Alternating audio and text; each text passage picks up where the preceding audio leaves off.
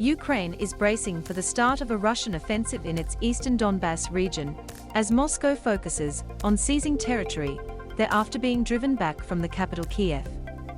It comes as Ukrainian President Volodymyr Zelensky said that more than 10,000 civilians had been by Russian forces in the port of Mariupol.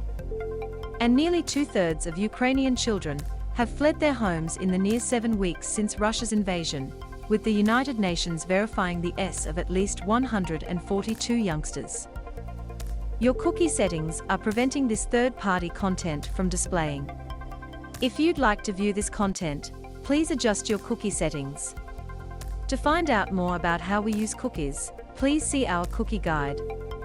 Moscow's main target in Donbas is Mariupol.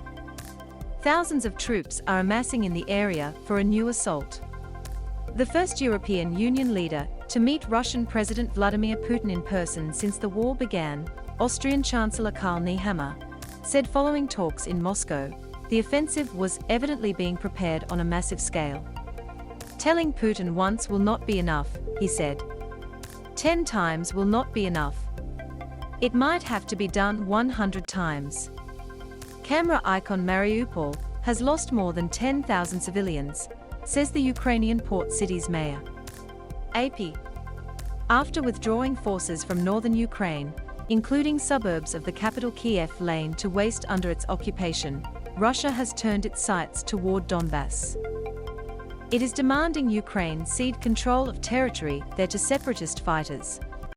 Capturing Mariupol would allow Moscow to link troops advancing from the east with those from Russian-annexed Crimea in the south and shift their focus to a new attempt to encircle the main Ukrainian force in the east.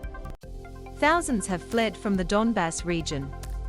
In his latest plea for international support, Mr. Zelensky told South Korea's parliament that tens of thousands had already been in Mariupol, a figure that has not been confirmed independently.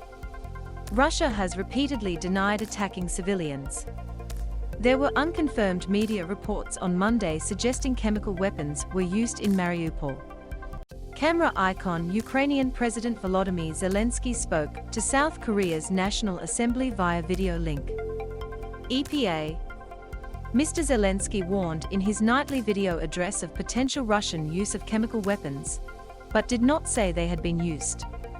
The number of people leaving Mariupol has fallen because Russian forces slowed pre-departure checks, the mayor's aide Petro Andriushchenko said.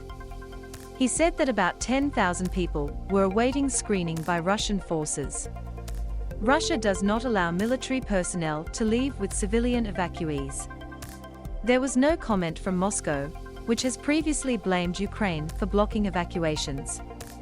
Ukrainian fears intensified last week after 57 people were in a Russian missile strike on a train station in Donbas, where thousands were trying to flee the expected advance. Moscow denied blame for the missile strike, as well as Ukrainian and Western accusations Russian forces committed war crimes north of Kyiv. The United Nations is hearing accounts of rape and violence by Russian and Ukrainian forces, UN officials said. Katerina Cherepaka, president of La Strada Ukraine, said the rights group's emergency hotlines had received calls accusing Russian soldiers of 9 cases of rape, involving 12 women and girls. This is just the tip of the iceberg, she told the UN Security Council via video.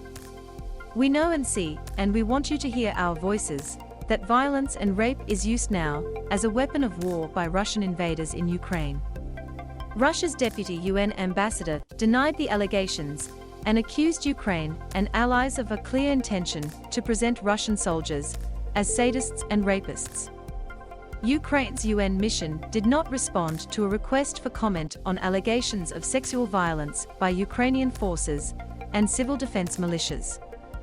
Meanwhile, the UN said that the number of child fatalities caused by the invasion was likely much higher than the 142 reported.